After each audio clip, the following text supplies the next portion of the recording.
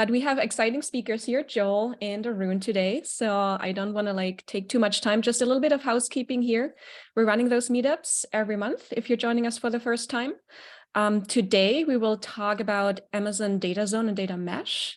Joel will present us and show a demo here. And then we also going to talk about generative AI. Because everyone is going to talk about it, is talking about it. So Arun is joining us today, and he will talk about and share some use cases and also give us some best practices and deep dive. Super excited for our 2 sessions today. If you have questions, feel free to put them in the chat window here, and we'll get to them after each talk. All right, and with that, I'll hand it over to Joel, who will start us off with DataZone. Okay, 1 second. Also, quick reminder, we are recording this, and I will edit out the montage at the beginning, the silliness, and the videos will be posted to youtube.datascienceonaws.com. Lots of videos there, many years of this meetup running. Antje, do we have next month's set up and ready? Do we know the topics next month? Maybe. We do have one talk confirmed already, intelligent document processing with AI and Gen AI. Okay, and I think I'm going to do the end-to-end pipeline talk, orchestrating end-to-end pipelines. We're going to do question answer. We're going to do summarization, end-to-end from feature engineering to fine-tuning with parameter efficient fine-tuning. And we're going to deploy and quantize and optimize and do all the good stuff and get the model into production. So that'll be a good one next month. That's okay. Joe. I can start. Okay, so hi everyone. I'm Joël Farvault. I'm a specialist solution architect, data and analytics based in Paris. And the topic of the day is to present a deep dive on Amazon DataZone and how you can democratize the access to your data leveraging Amazon DataZone. Just to present the concept of Amazon DataZone in a I would say very briefly and go directly to the demo. Why we have released a service like Amazon DataZone. Just to keep in mind that the service Amazon DataZone has been announced recently in the last reInvent as an enabler for data sharing and data mesh architecture. And definitely data mesh is a key trend in the market, but more than the trend, the purpose is for us to provide a solution that can solve many pain points from our customer. And I would say the release of this service starts with the request from our customer and what we have heard from our customer. Especially, one of the challenge is the difficulty sometimes to find data, especially when they are spread across multiple accounts and region. Another challenge is also the delay to access the data. So we have customers that have implemented several data platforms.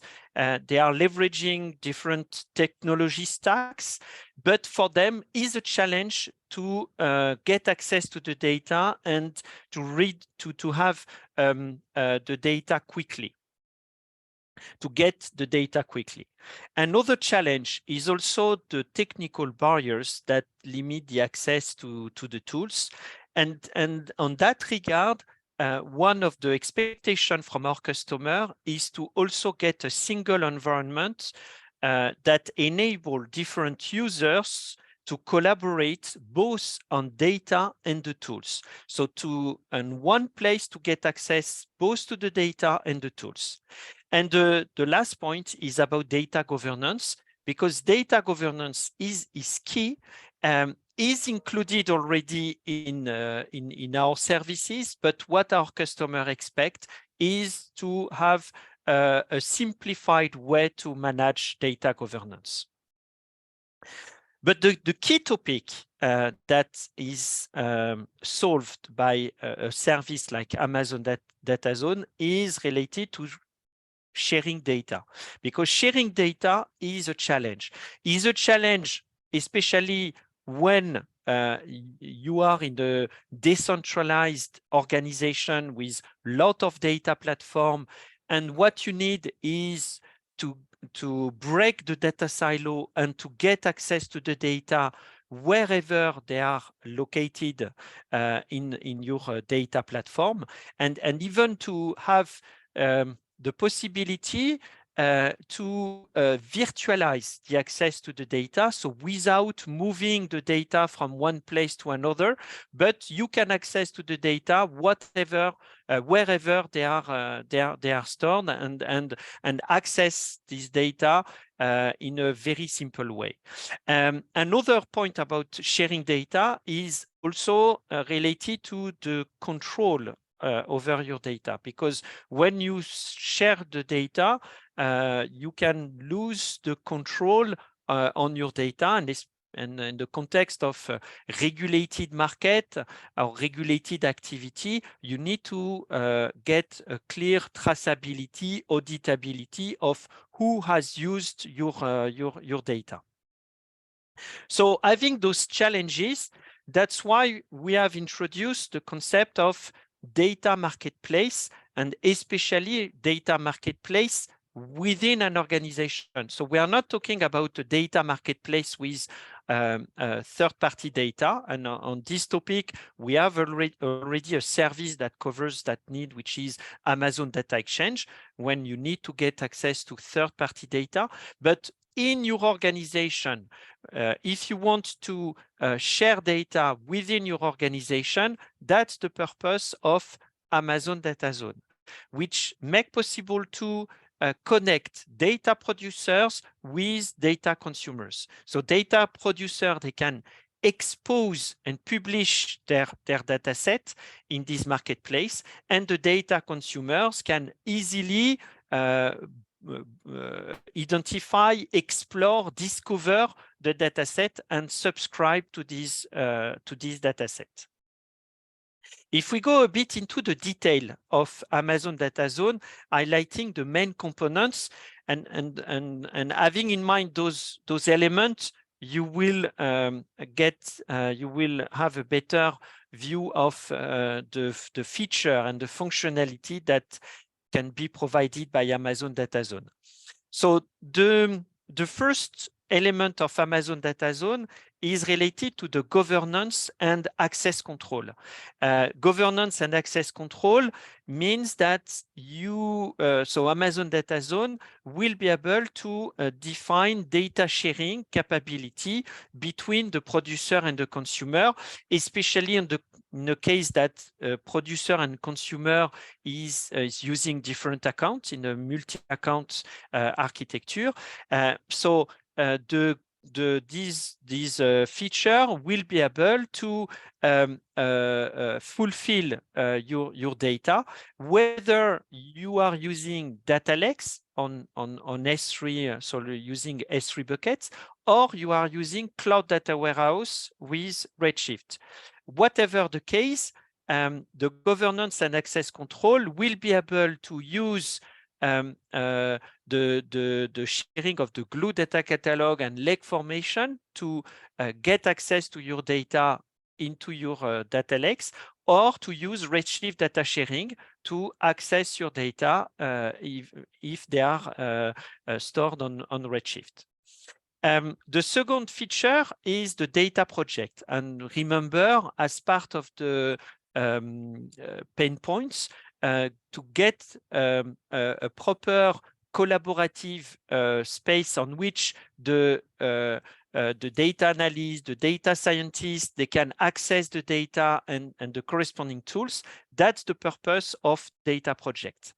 Another very important feature also of DataZone is the business data catalog. So you are able to map your Glue data catalog, your technical metadata with business metadata.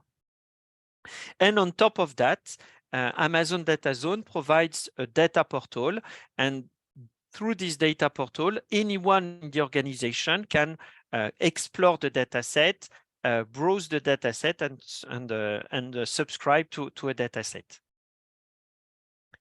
Just an important point before moving to the demo that I think is really interesting to highlight is the fact that Amazon DataZone, yes, is fully based on Glue Data Catalog, but it opens the possibility to expose your data.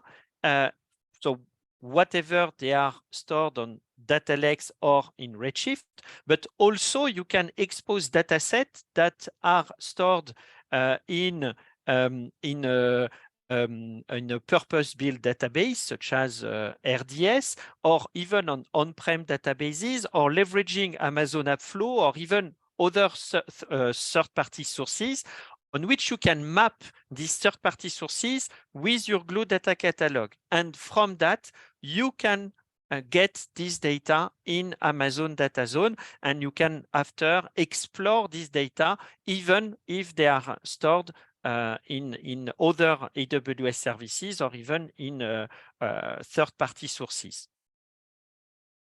And the concept is from the portal. So you are able to explore your data set, whatever the place that they are stored, and you can access this data from the portal, leveraging either Redshift Query Editor or Athena Query Editor. Currently, it's I would say the current status of Amazon DataZone is in preview, is in public preview. For the public preview, the possibilities to use the data and access the data is limited to Redshift Query Editor and Athena Query Editor. That is only for the preview. And for the GA that is planned in few months, the GA will include other services, other tools to use your data. But Redshift Query Editor and Athena Query Editor is only for the time of the preview. Let's move to the demo to bring an overview of the service. Just for me to, yeah, I think I'm on timeout. I'm really sorry. That's just okay. That's always what I love when I do a demo. Okay, up. I have to reopen my. Sorry.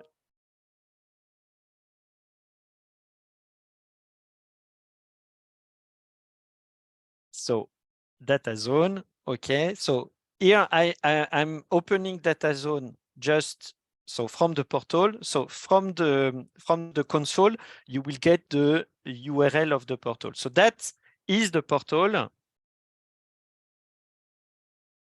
That's the portal that you will access to if you are a data analyst, a data scientist. So I have just started to get the view from the administrator, but what a user will get once you access DataZone portal is this view, is the portal. So no need to go from the console.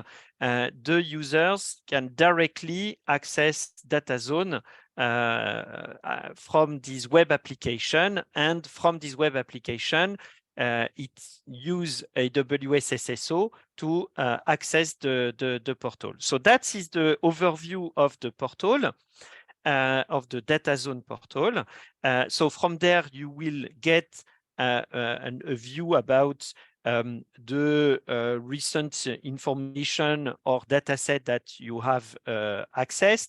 In the middle, regarding the task, if I'm a data owner, I will see on the task the notification to approve the access to a particular dataset. So that will be highlighted in the portal. So now let's imagine that I'm a exploring my available data set. So I go into the data catalog.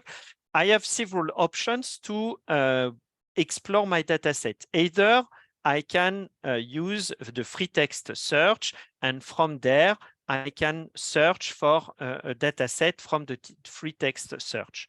Another way also to explore my data set is to browse my domains. So in DataZone, I can create domains. Domains correspond to an AWS account. So is using through the concept of domain, I can map my architecture, my data mesh architecture, if it is based on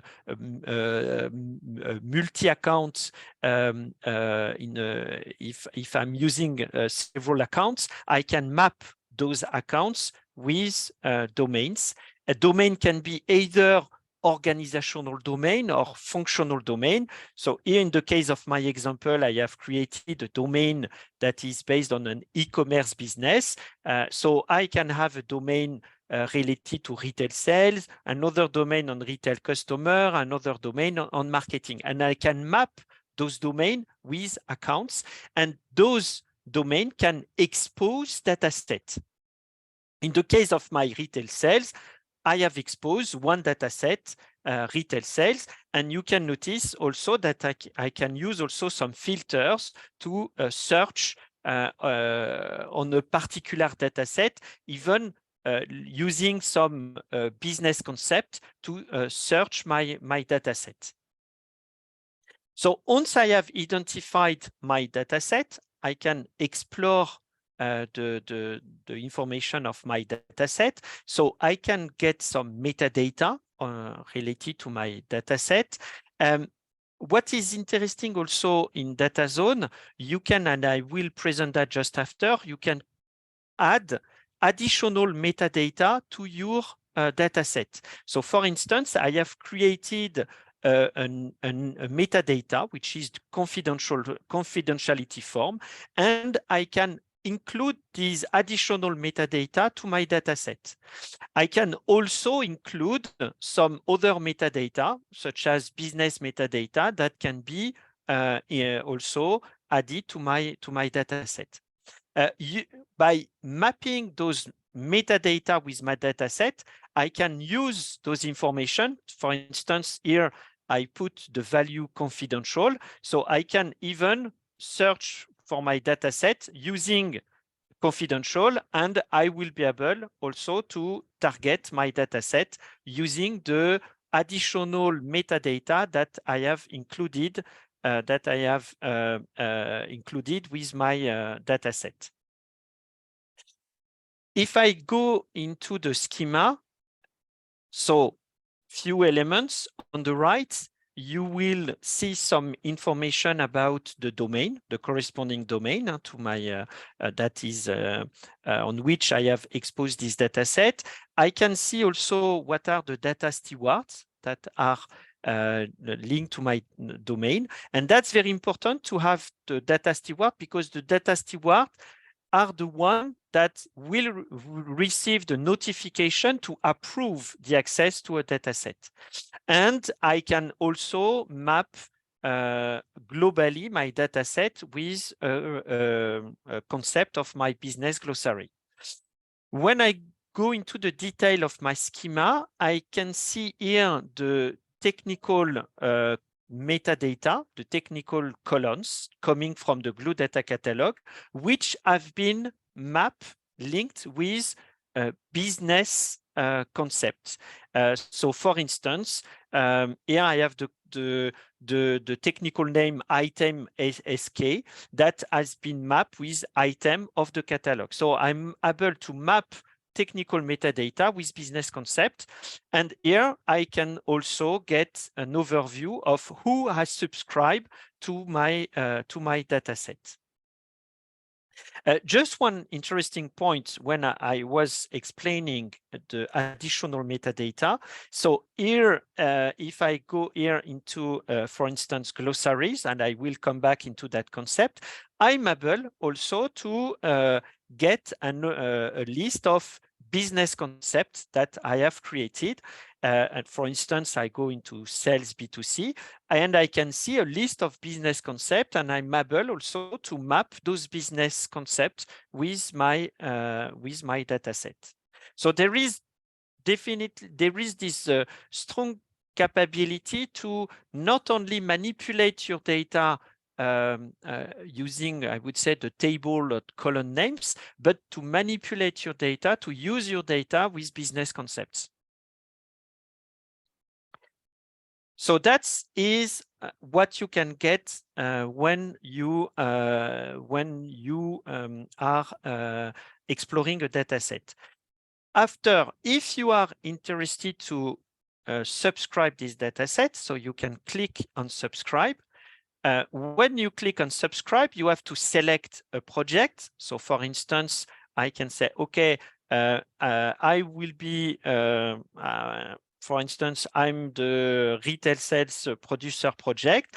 You can put a reason of why you request the access to this data. It's important for the traceability, auditability. Remember, one of the challenges that I presented at the beginning is to be able to track who has access to your data and for which purpose. Is exactly what you can do. Once you have requested the subscription to your data set, I can go to the project. So I'm starting to, I start first to show on the consumer side, and after I will show you on the producer side. So if I start on the consumer side, so consumer side, important points, you can request the access to the data, as you have noticed, through a project. A project is a concept that is a workspace. More than a concept, is a workspace, but is mandatory to either publish a data or subscribe a data. You have to be part of a project. A project is linked to members.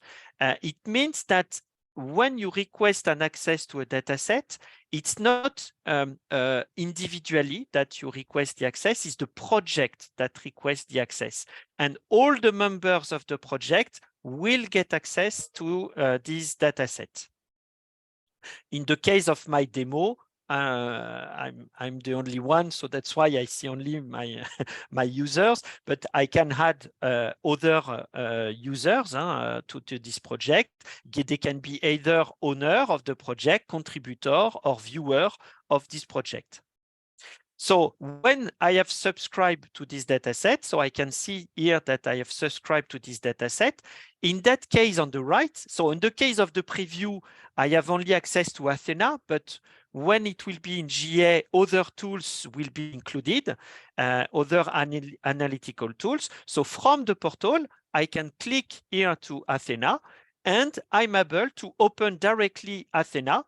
I can get the Athena view.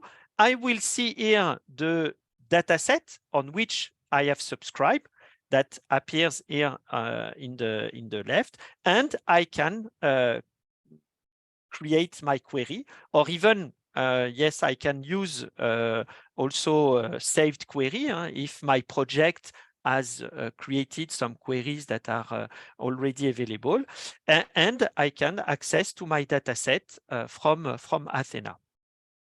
So that's the way from the consumer side that I'm able to consume a data set. Now, if I move on the producer side, just to finish the demo, the producer side. So I'm the data producer. I want to publish a data set. There is an interesting capability, so feature in DataZone, which is the concept of publishing agreement. So first, you have to define either to use a default one or to create a new one. You have to use a publishing agreement. Publishing agreement will define some settings, or even you can name it on some case, I would say settings or SLA. So it defines if it requires a publishing approval for this data set, what is the scope of subscription, do you need a subscription approval, who will be the approver, and is there any specific term or period of time on which this data set will be or this publishing agreement will be active. And once you have defined this publishing agreement, you can create a job to publish your data, which correspond, I would say, on my can name it a kind of contract, this publishing job. So you define the publishing agreement, you define your data source, the database that is based on the Glue data catalog, the selection criteria, which is the table. What is the table, the list of table that you want to publish? So first it starts as a draft before being active, and the schedule for the job.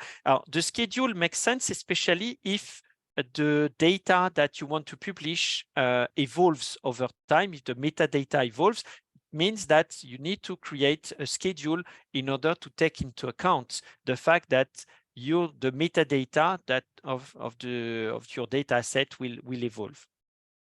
And once you have defined this publishing job, you have to execute your publishing job. And when your publishing job is executed, the data set will be available into your data catalog. And from there, anyone can explore the data and request to a subscription. From DataZone, the metadata is discoverable. The only thing that requires approval is when you subscribe to access the data. So that is very important. Only the one that has been approved can be able to access the data. And even as a producer, you can revoke the access to a particular data set.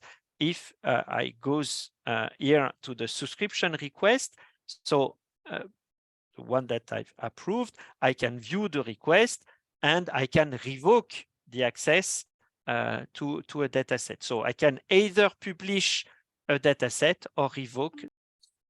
We've got 1 minute left there. Yes. Cool. Excuse me. Sorry. That's okay. And just to finish, so here in the catalog management, so you are able to get the list of domains, and you can define even subdomains, so you can create your domain. You can also create your metadata forms and define all the content of your additional metadata. And that is also a key element. You can create your business concept, your business glossaries, that the one that are mapped with your data. So there is here the possibility to map your technical data, metadata with business layers, and from there, from that mapping, you are able to when you search a data, you can use business concepts. So for instance, I'm looking for a data set that contains the concept of quantity, and you can target the right data set using the business concepts. So that provides, I would say, a short overview of what you can do with Amazon DataZone. That first, I would say, preview, first version that you can definitely test, and happy to answer your question, to answer any question. Perfect. Thanks so much, Joel. In the interest of time, let's get to 1-2 questions, and then hopefully you can stick around a little bit longer and answer the rest in the chat, Joel. One question here, is there any data storage, temporary or otherwise, within Amazon DataZone, or is it all stored within the producer side? Yeah, all is stored within the producer side, and you can either use as highlighted, either you can use Redshift or Data Lakes as data storage. Okay, perfect. The other question was more around the security encryption keys can the user, the consumer side of DataZone, provide the encryption key, for example, via AWS KMS, such that only she can see Yes. the personal PII information, etc.? Yes, Yeah. definitely it will. I would say yes, because it's part of what will be included for the GA to use the KMS. In the demo that I've just showed you, it's not yet included, but yes, very soon it will be included. Okay, perfect. Let's maybe do a quick one. Can you connect DataZone with a third-party BI tool? Third-party tools is part of what I've showed, what I've presented. So there will be third-party tools. I do not have yet the list of third-party tools that will be included. As you have seen, using the Glue data catalog, you can do that. So I would say almost yes, but to get the list of BI tools, it will be announced with the GA. Okay, perfect. We do have a couple more questions here, row-level security and others. Maybe you can take them in the chat and answer. Yes, while we perfect. transition. Perfect. Yes, perfect. Okay, thank you very much. Thank you. Thanks so much, Joel. Appreciate it. Thank you. Great Thank you. talk. Bye. Great stuff. All right, and Joel will answer the rest of the questions in the chat. And I welcome Arun to the virtual stage here. Thanks so much for joining us, Arun. And stage is yours. Take it away. Perfect. Okay, I'm going to start my screen share. Let me know if you can see my screen. Yes, we can see the slides. Perfect. Okay. Hey, everyone. I'm Arun Shankar. I'm a senior solution architect. So I work with Chris. We are from the same team, focus mostly on SageMaker. And so what we want to do today, the next 30 minutes, is talk about SageMaker Jumpstart. So this is basically, another component of SageMaker. SageMaker is pretty vast. So we'll try to focus on Jumpstart and what are the different functionalities, right, within SageMaker Jumpstart that are tailored for generative AI. So we'll stick to the foundation model hub, which is primarily, the place where you can come and get access to all kind of different models. Okay. Okay, so the agenda is, we'll quickly start with the evolution of NLP. So what has been happening right in this field for the past 10 years, and how it's been accelerating, really, really rapidly, at least in the past 6 months. We'll get into prompt engineering. I'm not going to be showing a lot of slides, but I think, I want to keep it in action. So we'll see how to do prompt engineering using, the playground functionality that we offer within SageMaker Jumpstart with all the different models.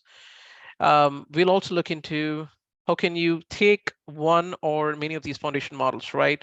Let's say, you go beyond the experimental state, and I want to run some POCs. I want to actually start building stuff.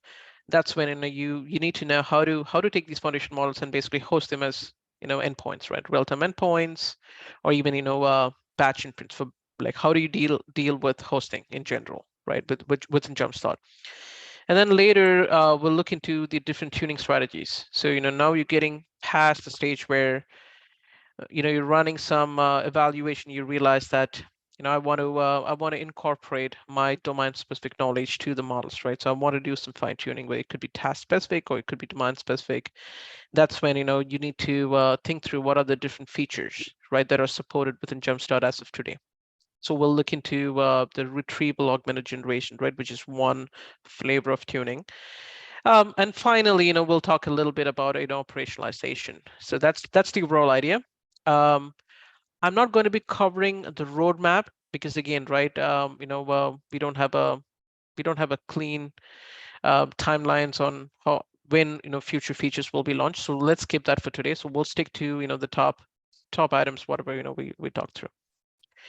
Okay, so in a nutshell, basically, SageMaker Jumpstart is your model hub. Think of it as a hub or a zoo, model zoo, where you can come in and get access to not only open source models, but also models from our partners, right? So these are AWS partners. So companies like Stability AI, Lighton, AI21 Labs, Coheres, these are model providers, companies who solely focus on building large language models. So we'll see how this looks like in the UI, like later during the demo. Now, as you can see at the very top level, you can break it down into two buckets. One is going to be the publicly available models. These are open source models. And on the right-hand side, you can see, models from, the model providers, right, who are AWS partners. So these are going to be, proprietary models. The reason it's called proprietary models is that the basic distinction is proprietary models, you don't have access to the model weights, right? So meaning you can leverage the model. So we'll give you all the mechanism and we'll set up the infrastructure for you. So you can basically go and invoke these models, right, within your own account. But at the end of the day, you still don't have access to the model, which means you cannot make a copy of the model. So it's all going to be sort of abstracted out for you, right? So that's the only caveat. Apart from that, there's no any big differences between public and proprietary models. In case of public model, you have access to the model, meaning you can just make copies of the model. So you have a little bit more flexibility. Let's start with sort of the evolution of NLP, right? This is, I'm going to keep it very short. So basically, it started somewhere around the, early, 2001, 2002. That's when, we started with neural language models, right? How can you take neural networks and apply it for language modeling? So that started with, Benjia, right, and his team applying a feed-forward neural networks to actually do language modeling. But language modeling has been, there for like ever, right? I think it goes all the way back to like, 1940s. And then, you're getting into a phase where, and then basically there was a big gap, early to 2010s. You have Wotowek, right? So that's sort of like the biggest breakthrough. Now, we have a way to not just to do sort of, traditional feature engineering where you would have to take your text and break it down into like tokens, do a lot of cleaning, stemming, like if you know the old school way of doing it, right? Basically a lot of work to take this text and convert it to, somewhat structure, right? So topic modeling was one sort of, big technique. Now, there's a new technique, which is take the neural network, right, pass the entire, corpus through the neural network, and then make the neural network basically, do the feature extraction for you, right? So that started with like what embeddings and Wotowek. And after that, again, there's a lot of variants of it, where you could do very similar sort of word embeddings, but different kind of styles and architectures. But right in the 2010s, like mid 2010s, there was just a resurgence of recurrent neural networks. So that's when encoder decoder architectures became very popular. It's like, okay, now we got these powerful neural networks where I can take any text-specific problems and then frame it as here's a sequence, right? Sequence of tokens, and then here's a sequence of tokens on the decoder side. So on the encoder side, you have an input and output. So that's more like the idea. Attention sort of was a key sort of invention, right? Again in the mid 2010s. Now you're getting to the 2017. I think the year 2017 and 18 was the most pivotal, right, in the NLP space, because it starts with the transformer architecture, which basically says, how can I get past the bottlenecks of recurrent neural networks, right? How can I parallelize training? How can I, get past the fundamental problem of long-term dependencies, right, with these sequences, and also how can I do transfer learning? So that comes with like ULM fit. So basically, computer vision, we had transfer learning for a long time, but can we do transfer learning with language, right? So start with pre-trained model and then basically take the pre-trained models, make some minor changes to architecture, and do task-specific sort of task-specific evaluations and work really easily. We also have Elmo happen at the same period, which is moving away from word embeddings, which were contextless, to contextualized word embeddings, meaning these word embeddings going to make more sense, right? The same word could mean completely different depending on the context where these words can occur. And then you had like an explosion after that, right? So you start with like BERT, which basically combines takes the encoder piece of the transform architecture and then combines all of the the wonderful things we talked about, which is contextualized word embeddings, transfer learning, and all of that. GPT, again in 2018. So you can see 2018 was like just a momental year, right? So we had a lot of big sort of innovations happening in this space. And then just from there on, it's it's just rapid pace. It's been moving. Now here's a big quick picture of what's happening right in the space. So again, from 2018, you can see this is a benchmark on health fact reasoning. So this is not just your regular NLP task, but this is sort of multiple layers on top of it, right? So this is like reasoning, but reasoning, you know, almost human level. So it's a very hard task to break through, and you can see that, you know, what's happening in the last 6 years. So, you know, we're getting to a point where like GPT-4 is almost, you know, as good as a human, right?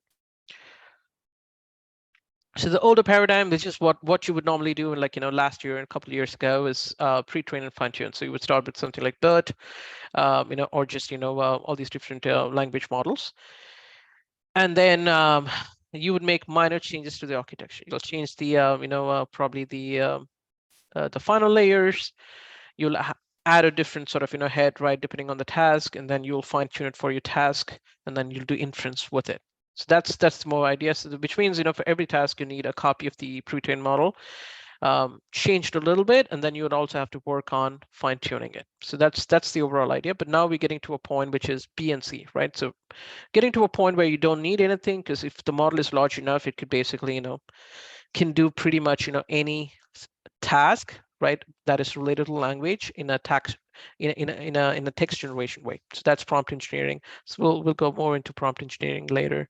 And then instruction tuning is the idea of actually taking a pre-trained model, and rather than making, you know, multiple copies and treating it standalone way, right, for individual task, how can it just basically, you know, train one model, Uber model, for all the tasks, right, in one go. So that's where, you know, these LLMs are going to be, you know, very useful. It's multitasking. It's by training the model to do many tasks, right? One model, in one way, you're making the model generalize better on a totally unseen task. So that's the overall idea, or the overall you know, motive behind this paradigm shift. Now, prompt engineering, by now, I think, you know, most of you would know what is a prompt and what is prompt engineering. It's basically, you know, it's an interface to these large language models, right? So a prompt is basically, you know, your input, and then you would have to, you know, you would have to frame it in a specific, you know, a specific way. Like, for example, in this case, I'm saying, you know, I want to take this long chunk of text, right, from a book, and I want to summarize it, right? I want to summarize it in a sentence. In that case, what you would do is, you know, you start with an instruction right at the top, you know, just, you know, you're giving a description of what you want to do. You plug in your big chunk of text, right, as your input, and then you also need indicators, right? In this case, and I'm saying, you know, I want the summarization task sort of reframed as text completion or text generation tasks. In this case, I say in summary : and then I pass that to the language model, and then the language model has seen sort of, you know, patterns like this before during the training, so it's able to come back with this you know, single line summary. Similar idea. Now you can extend that to any kind of task. So here, what we're doing is sentiment analysis. Same thing. Start with the task description. Now, again, the task description doesn't have to be right at the top. It can also be at the bottom. Now, the idea is, you know, every model is different. So it really comes down to whether your model can understand task description. A lot of models, right, if it's not instruct tuned, then a task description wouldn't make sense to be added right as part of the prompt, because the model cannot understand like instructions. And also, you know, it depends on, you know, how big is your model, you know, what tasks, right, was the model basically was trained on during the initial pre-training and all of that. So here we're saying, I got a task of sentiment classification. I got all these examples. So here's the pattern, right? I have a review, and then and this is the outcome, which is, you know, I want to say whether it's positive or negative.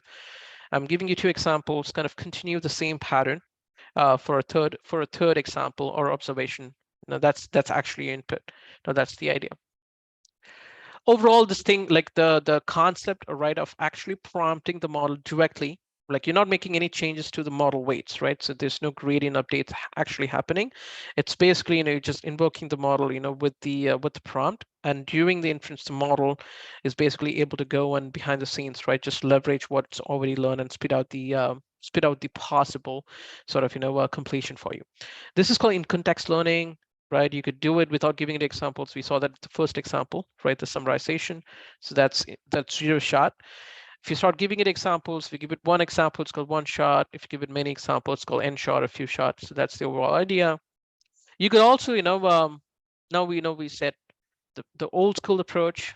Now, when I say old school, it's like 2 years ago or like 1 year ago. Is you start with the Barth model, right? It's very popular for any kind of, you know, NLP. right, tasks, and then you would do fine tuning. So you'll take a pre-trained base BERT model, or just variants of BERT, right, smaller models, and you'll fine tune it for individual task. Now you could do the same fine tuning with the large language model too. Now, except the one big difference is with the older sort of models like BERT, you would have to go and basically switch the pre-training head right at the bottom with a task-specific head. So when I say head, is basically making minor changes to the architecture.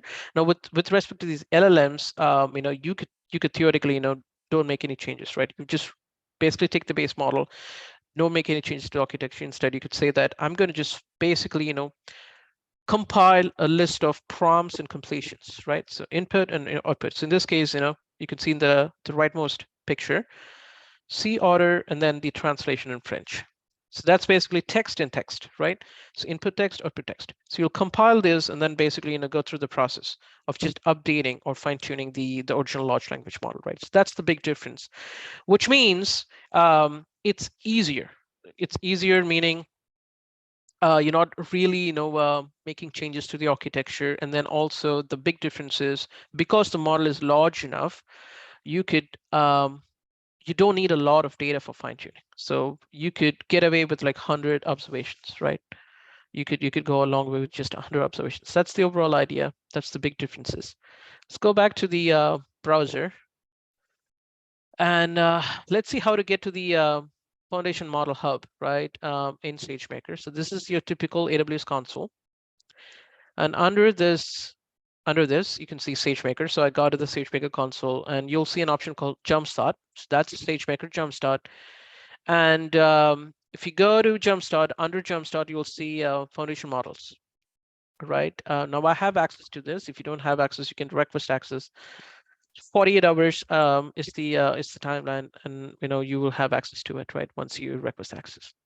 Now, when I click on foundation model, you can see that basically it opens up this this nice interface which shows me all the large language models, right, for which you have access to once you have access.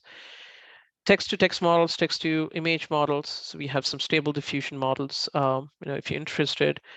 Both proprietary and public models, right? Like, for example, all the Hugging Face ones that are here are public models, open source models.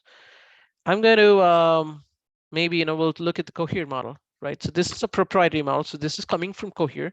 Cohere is the one that's providing us this model. Now, this one is a 6 billion parameter model. It's an instruct-tune model, which means it can understand instructions pretty well. Let's actually click on try out the model. That opens up this nice interface where you can go and start playing with this model. Let me see, how can I, Chris, is there a way to basically, get this down? Like move this, detach and move this. Can I pull it? Yeah, you should. I always just kind of move it down. Okay. We can't see it, by the way. Oh, I see. Okay, yeah. That's interesting. I'm not able to drag it down though, so. Oh, really? Okay, Oh, weird. Yeah, so that's fine. Okay, so here, it's kind of bothering me with my tabs. Okay, what I'm going to do is I'm going to copy a prompt that I already saved here. So this one is basically a big chunk of text. So 3 passages from an old English right novel.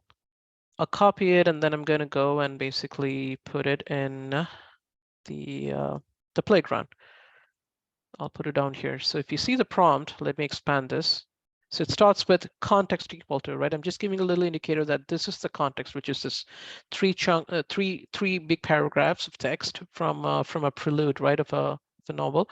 And then the summary is basically, just saying that, okay, now given the context, just, go and summarize this for me. Let's make some changes to the hyperparameters on the right side. So I'm going to say, let's stick it to maybe 0.1, right? I don't want to, so temperature is basically, if you say temperature is, closer to 0, it becomes, more deterministic. If you make it, higher, closer to 1, it's very creative. So every time you hit like the generate text, you'll see a different summary. So I'm gonna make it a little bit more constrained, right, to what I want. And then the number of tokens, let's keep it short. Let's say 100 tokens, right? A short summary. Hit generate.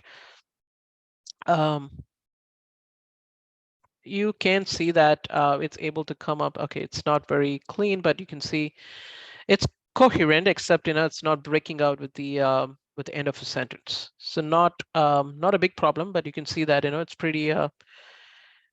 pretty clean. And I think it is meaningful. So it's a perfect example of the life of a woman who is not going to with the ordinary life of women. So it's about a saint, basically, right? So it's about Saint Teresa. So that's the overall idea. But let's say maybe I'm going to make it give it a little bit more wiggle room. Say 250 tokens. Let's see what happens this time.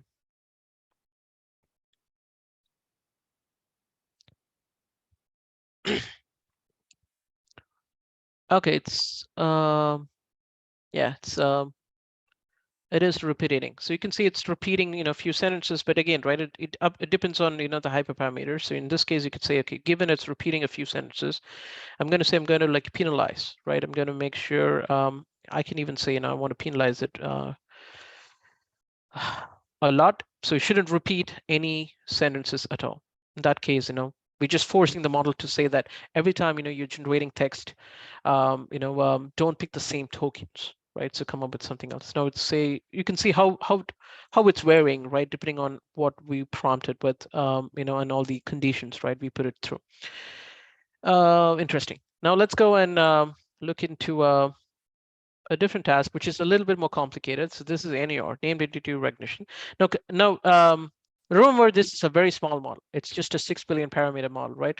We have larger models like Jurassic 2 Instruct, which is like 178 billion parameters. So normally the smaller models, tend to be, little weak on complex tasks. But again, right, it ultimately comes down to how it was trained. So in this case, it's a command model, meaning it knows how to understand instructions. And this particular model, right, can do a lot of different tasks. So it's capable of doing a lot of different tasks. That's why I picked this model. But obviously, you can always try with all the other different models and see which one works better for your specific task and data. Okay, in this case, what we're doing is prompting by examples. So we want to give it context like this, right? So single sentences that has book and author names, and we want to extract out entities in this format. So I'm giving 3 examples, and then I'm saying, just do the same for the 4th example, which is this one. To Kill a Mockingbird is a novel written by Harper Lee. Now, I don't want a lot of context here because you can see that the entity, right, what I'm trying to basically, generate here for this particular context is very small, a few words. So I'm going to say, stick it to like maybe 15 tokens max. And then let's stick to the temperature, which is 0.1, and then let's hit generate and see what happens. Now this is completely a different task. So you can see it's spot on, right? So it's able to basically extract both the book name and the author name. So it's just, there's no end to this. A lot of models will do question answering pretty well, especially abstractive question answering. So I can go and basically, show more examples. So these are some of the prompts, right? For example, you can see here, we take a paragraph from Wikipedia, right? In a 0 shot. So everything we did so far, except this one, the NER, was 0 shot, right? The previous example, we didn't give it any example. So you can see even with a 0 shot setting, right? Question answering, abstractive, extractive question answering, intent classification, sentiment analysis, and a lot of different tasks, the model can actually go a long way. Now, but let's say you are done with sort of playing with these models, because it's called a playground. So that's the original idea, because you got all these big and small models, and if you look at it, maybe the reason you would have to go with a jumbo Jurassic 2 is the kind of task you're doing requires a bigger context window, wider context window, right? So like, for example, this model, the Jurassic 2, the largest one we have right now in the model hub, can support up to approximately 8,000 tokens, right? Which means it can take a prompt that is pretty long. So let's say you're trying to summarize documents, right? Like 2-page documents. So you have a lot of text that you want to pass through the prompt. So this is a good place to start, which is Jurassic 2 Jumbo. But if you're doing only summarization, there's even a better model, which is AI21 Summarize. Now this one could take up to 10,000 words, right? So which means almost 40 pages worth of document. So this is like even better than the Jumbo Instruct. But this one is only specific to summarization. So which means, let's say, you're doing a chain of tasks. So you're doing summarization, and after, you've summarized it, you're maybe, taking the summary, and then, you're trying to do question answering with it. In that case, this might not work. So you might need a combination of models. But, certain models can do, a lot of different tasks, like the one I showed before. With Cohere, the Jumbo Instructor can also do a lot of different tasks, right? To a good extent. There's going to be language-specific models like Lyra, this one at the bottom. So this one is was pre-trained using French data. So this one is really good if you have data in French and you want to do, like, all kind of tasks, right? Like the ones that are specified here in the model card. It's a good place. And as I mentioned, you also have stability diffusion, so you could basically, open it up and then basically give it text prompts and see what kind of images, right, you can generate based on how expressive you are with your prompts. Now let's move on to actually the next piece, which is, I start with Playground. I'm good with the Playground, but now I want to go and actually build out some POCs, right? So I want to know how to host these models. Like, how do I take the same Cohere model, what I saw before, right? And host it, right, as a SageMaker endpoint, and invoke the endpoint, right, for real-time inference. That's the that's when you need, now again, I'm doing it within SageMaker Studio. No, you don't have to do it within SageMaker Studio, right? In a notebook way. You could also do it outside of SageMaker Studio, anywhere, right, in your IDE. The general idea is it's very similar to SageMaker. If you have some experience with SageMaker, if you've done, like, if you've created endpoints with SageMaker, similar idea. The way it works out for the models, LLMs within our Foundation Model Hub is, we manage the Docker containers, inference scripts, right? Everything you need to basically host that model as an endpoint, right? It's all managed by SageMaker Jumpstart. So on your end, you don't have to do anything other than access, just, programmatically, leverage the SDKs, right? So in this case, you can see if you can, is my code visible, Chris? Is it too small, or can, is it readable? I think it's good. Okay, cool. So as you can see in this case, just to leverage Cohere, all you need is the model package, right? Map. So right now we support in two regions within the US. So you can go and basically, just leverage the model package map, and then go and get the ARNs, right, for the model package, and then also the pointers to the Docker containers, which are hosted in ECR. So 2 or 3 lines of code, you get all these pointers, and then basically, another line of code, you can go and just basically, create a model instance here. Once you create a model instance, you can go and call model.deploy with the infrastructure you need, right, to host these models. So now you could do this programmatically, or you could do it in a no-code way. There's a second way to do it, which is like, you can do it right from the UI. So you can go down to SageMaker Jumpstart from the home icon, go to SageMaker Jumpstart, and under Jumpstart, if you hit like notebooks and solutions, right, you'll see the second place where you can go and access, all these foundation models. Now this is within SageMaker Studio.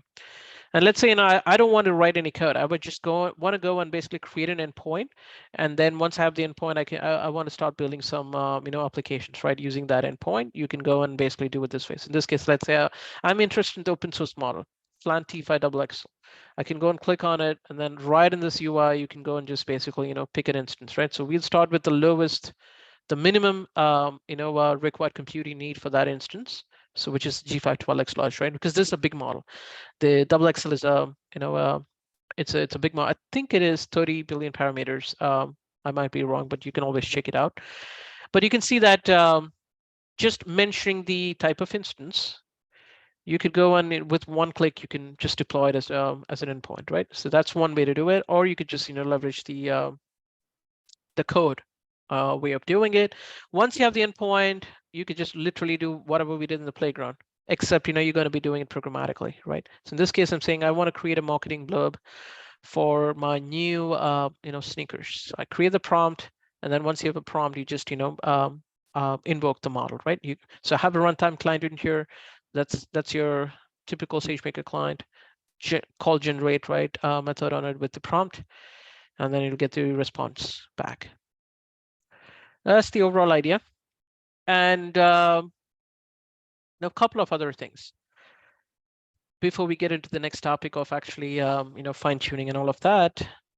So these models, the way it gets deployed, would change depending on the type of the model. So if it's an open source model, as we mentioned, the model, right, will be deployed in your account. Both the open source and the proprietary models will be deployed in your account. But if it's a proprietary model, because you don't have access to the model weights, behind the scenes, right, to ensure security, so that you don't access the model weights at the same time the model providers don't access your data, right? When you're invoking the model, we want your data to live within your own account. We have very specific architecture, right, that we maintain to guarantee that both of this promises are maintained, right? But for the public model, it's very typical to how normally you would do with a regular SageMaker endpoint, right? If you whether you're creating your own model and hosting it, bringing your own containers, or leveraging our containers that we provide, and then bring your own scripts. So the same applies to Jumpstart here, except Jumpstart manages a script for you. But we give you full access to everything, meaning let's say you want to make some changes to the script, you could always pull it down and then make the change and then basically redeploy it, right? So all that is available. Now let's go back to the presentation deck. I think we covered all of that. Now here's a simple screenshot of what you could do with like Stable Diffusion, right? Which is 10 to 12 models. You could basically leverage one of our base SageMaker, Stable Diffusion model, fine tune it to actually create all kind of styles, right? Like yourself in different styles. Now let's get into like some of the tuning strategies. But let's say now you're getting to a point where I was able to deploy, I deployed a proprietary model or I deployed a public model, and I'm trying to use this endpoint, right, in a real-time way or in a batch way. Both are supported. But what I'm realizing is the responses I'm getting for these LLMs are not quite enough, right? It's because my data is so proprietary. It's got all these nuances. I want to make sure that I fine tune it. So I have a way to incorporate this domain-specific knowledge to the model. So for that, we support 3 different functionalities at the moment. The first one is text-to-text fine-tuning. So this one is going to be very specific to the task. So this is kind of like your classic style, right? You take a pre-trained model and then you fine-tune it for a specific task. Now you could do the same thing with the large language models. So within again, right, Studio, you could do it in the UI, or you could programmatically start with a JSON file. So you would go and let's say you want to do text classification with these models, these large language models. So you'll basically create prompt and completion, right? Your prompt is going to be, let's say it's a review that you want to classify, and then the output is basically a label, right, which is it's positive and negative, right? So you want to do sentiment classification. So you will create basically a JSON file with these completion prompt and completion pairs, and then once you have it, you can programmatically or through the UI, you can just go and fine-tune, kick off fine-tuning, right, of these large language models. So right now we support only the smaller models, meaning models that are less than 10 billion parameters. But there's on the roadmap we have plans to actually start supporting bigger models. Now that's your first sort of way to incorporate sort of domain-specific knowledge, right, into, but you're kind of doing it for the task. But let's say I don't have any data that is labeled, or maybe this just wasn't enough because I have a list of tasks, and I don't want to do this fine-tuning for every individual task. In that case, you can go and do something called domain adaptation, which is rather than starting with a labeled data set, you'll say that I have a I have this corpus of documents, or have corpus of just text files, right, which are not labeled, basically, but these are specific to my domain, right? Think of this as something like, let's say, specification documents, right? Maybe you deal with like electronics. That's what your company does, or maybe it's some specifications related to healthcare, right? Because you're a biomedical company, or you're just legal company, and you have a lot of case law documents. So I want to just point to that corpus and then basically continue the pre-training, right? Meaning you started with the base model, right, which is the pre-trained model. Now I want to go and basically just change that pre-trained model, right, with this custom data. So that's domain adaptation. it comes in different terminologies, right, in the field. Some people call it further pre-training, intermediate training, and but at the end of the day, it's one flavor of fine tuning. So we support this too, meaning you could basically point to an S3 bucket with a lot of data. Nothing is labeled, right? It's just pure text data, and you can kick off domain adaptation. Now, at the end of it, what you would have is basically you've taken the base model and modified it to teach it your domain specific language. Then what you could do is you could take the same model, you could do prompt engineering, meaning you without doing any fine tuning anything, you can see how far you can go with that newer model, right? So that's possible as of today. We also have a third approach to teach these models language that's specific to your domain, which is called retrieval augmentation, right? Or knowledge augmentation. Now, the way you kind of leverage this technique is, rather than changing the model, I'm going to keep the model static, but instead, what I'm going to do is I'm going to leverage, an external, information source, right, or a knowledge source. It can be a database, it can be, a database is like DynamoDB. You can use that, or you could use, that could be your starting point. But now you'll get to a point where just retrieving alone will not be helpful. I need a mechanism where I want to basically, take all the knowledge I have, convert it to embeddings, and then I want to do semantic search, right? I want to do semantic search before I go and do the generation. So it's almost like I have a question that I want to answer. So I want to take the question, encode it, and then do semantic search and see if I can find relevant pieces of information from documents I have. Everything is encoded into embeddings. And then I inject this retrieved information, right, into my prompt, and then basically do the LLM generation. So that's also supported as of today. We have several notebooks that you can basically get hold of from SageMaker examples repo, and you could this is a great way to actually incorporate domain-specific knowledge, right? And you're doing it through information retrieval. That's the overall idea. And a quick demo here before I think we wrap up is, so I have a nice blog. If you're interested, you can go and basically it's called Augmenting Large Language Models, right, with verified information. This one uses SageMaker Jumpstart. So it uses two models, one model to encode your domain-specific data and basically push it to Elasticsearch and create the indices. And then the second model is basically doing the generation, right? That's the LLM. So this one uses Cohere, the same model what we saw in the playground and the notebook. And for encoding, we use a GPTJ model that basically takes your documents and encodes it. Now here's the demo. Now this one is and this demo basically is covered in that article. So what this demo is going to do is, behind the scenes, it accesses Elasticsearch where you have documents and the encoded embeddings, right? All legal documents. And so when I enter a question here, right, let's say, what is the definition of quote defamation? So this question, what we want to do is, now directly I can basically frame this as a prompt, right? I can give it to like a Cohere model, but the response you will get from the Cohere model is going to be very generic, right? It's not going to be specific to, let's say, you want it specific to like a country, maybe, right? Because every country has a different legal, legal guidelines. How do you do that? That's when you need the retrieval approach, where I want to take documents that are very specific to what I'm looking for, index it, right? Encode it, index it, and then when I pass this question here, take this question, encode it using the same encoder, and then I'm using that embedded question, right, or query, doing a match against my Elasticsearch indices, and then pulling in the top matching passages, right? So in this case, you can see it comes back with 3 answers, but these answers, you can see the first one. The first one comes from this document, right? It's coming from a document, so that's the document ID. It says it's the first paragraph in that document, and this is basically one of the top matching documents. But you can see the second one. The second one gives you actually a definition based on the Indian Penal Code, right? That the reason, because we have most of the documents that we're using behind the scenes, right, in Elasticsearch, are related to 2 countries, India and UK. So you'll see that you'll get responses that are a little bit more aligned to what exactly you're looking for.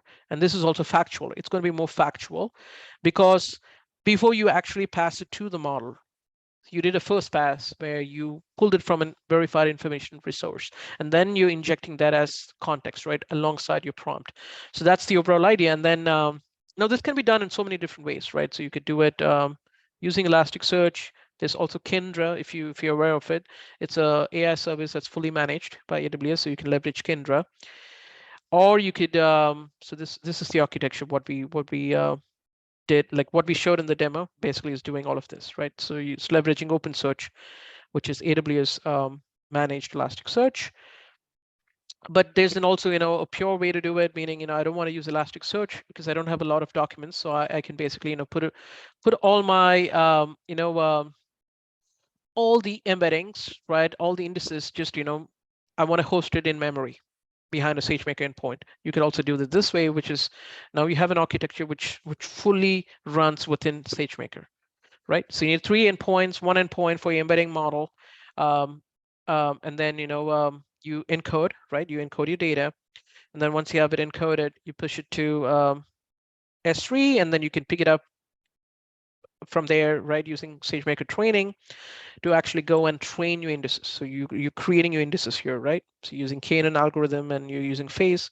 And then once you have it, you take the created, so the indexed embeddings, basically, you host it in memory behind a SageMaker real-time endpoint instead of OpenSearch. And that's, again, like many different ways to do it. Maybe your data is not even this big, so you don't need a real-time endpoint. I could just put it in the notebook memory. There's also one way to do it, using LangChain, right? We have notebooks for all of that in SageMaker examples. So please go and actually take a look at it. And yeah, so those are the 3 different ways we support right now. How you can basically bring in or incorporate your domain knowledge, right, for any task that you're thinking of doing. And I think pretty much that sums up everything I wanted to cover. So I'll take questions if there's any questions from the audience.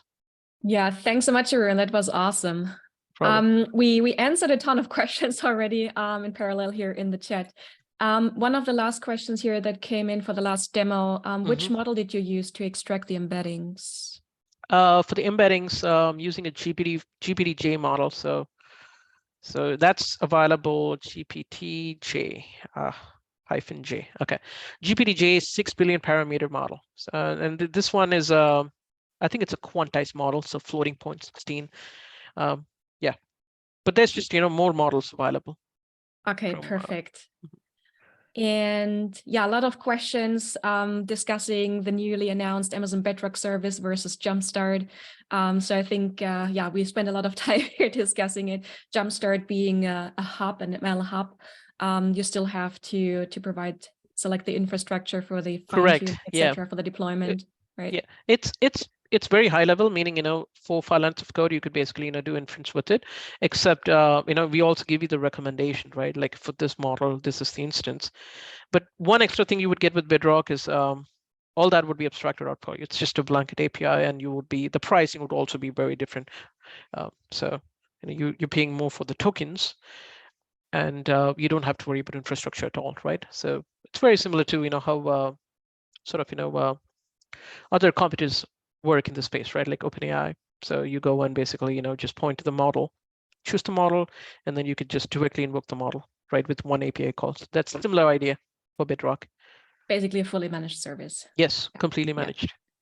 One question, not sure if you have experience on that one. Anyone knows of a way to generate transliteration to another language rather than just translate? Can you repeat that again? Yeah. Your voice broke a little bit. Anyone knows of a way to generate transliteration to another language rather than just the translation? And I'm not sure if we have the knowledge right here, but yeah, just transliteration. Okay. I'm not an expert in that space there, so it's different from translation, I'm assuming. Okay. Yeah, no worries. All right, I think that's the questions here. The rest we answered here in the chat. Thanks so much, Arun. No problem. And again, for everyone, we recorded today's session. It will be posted shortly on our YouTube channel that I linked here in the chat. Thanks so much to Joel and both of you, Arun, for presenting today. Really awesome. talks. Yeah, no problems. If any questions, you can reach out to me directly, LinkedIn or my email ID. Chris is literally from the same team as myself, so you can also reach out to Chris. We should be able to get back to you. All right. Thanks so much, both. Thank you. Thanks. Take care. Bye-bye. Bye.